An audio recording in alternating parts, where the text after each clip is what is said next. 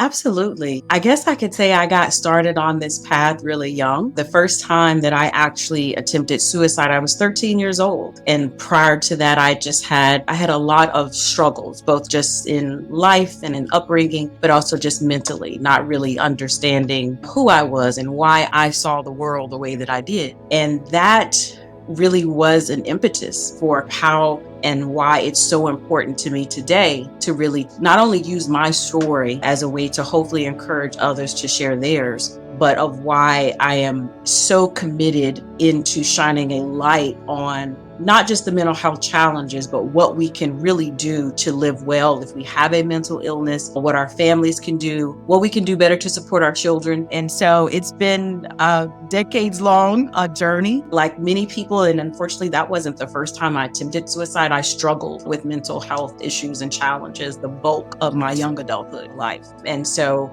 it took a lot of prayer.